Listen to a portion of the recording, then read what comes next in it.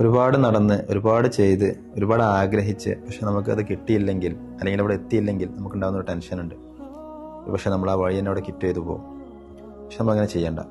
നമ്മൾ വിചാരിച്ചതിനേക്കാളും അടുത്തായിരിക്കും നമ്മുടെ ഡെസ്റ്റിനേഷൻ അല്ലെങ്കിൽ നമ്മുടെ സ്വപ്നങ്ങൾ. ബഹുമാനപ്പെട്ട അയ്യൂബ് നബി അലൈഹി സ്വലാത്തു വസ്സലാം ഇതിന് വലിയൊരു ഉദാഹരണമാണ്. അള്ളാഹുവിനോട് ഒരുപാട് ദ്വാരക്കുന്നുണ്ട്. അദ്ദേഹത്തിന്റെ എല്ലാം നഷ്ടപ്പെട്ടു. എല്ലാം, അദ്ദേഹത്തിന്റെ സമ്പത്ത്, അദ്ദേഹത്തിന്റെ മക്കള്, അതുപോലെ ഭാര്യമാര്, അദ്ദേഹത്തിന്റെ ആരോഗ്യം, അദ്ദേഹത്തിന്റെ ശരീരത്തിന്റെ പല ഭാഗങ്ങളും അസുഖമായിട്ട് പല രീതിയിലേക്ക് മാറി. പക്ഷെ അപ്പോഴൊന്നും അദ്ദേഹം പ്രതീക്ഷ കൈവിടുന്നില്ല. അത് അദ്ദേഹം ആവിലേക്ക് എത്തിയപ്പോൾ അദ്ദേഹം പറയാണ്, പ്രശ്നപ്പേ എനിക്ക് ചെറിയൊരു പ്രയാസമുണ്ട്, ഈ അർഹമുർ റാഹിമീനാണല്ലോ. ഉടനെ അള്ളാഹു സുബ്ഹാനഹു വ തആല അയ്യൂബ് നബിയുടെ എല്ലാ അസുഖങ്ങളും ഷിഫയാക്കി. അദ്ദേഹത്തിന് പൂർവാധികം, അദ്ദേഹത്തിന് അതത്തേക്കാൾ കൂടുതൽ സമ്പത്ത് നൽകി, ഭാര്യമാരെ നൽകി, മക്കളെ നൽകി. വളരെ മനോഹരമായിട്ടുള്ള ജീവിതത്തിലേക്ക് അദ്ദേഹം തിരിച്ചു വന്നു, വളരെ പെട്ടെന്ന് തന്നെ.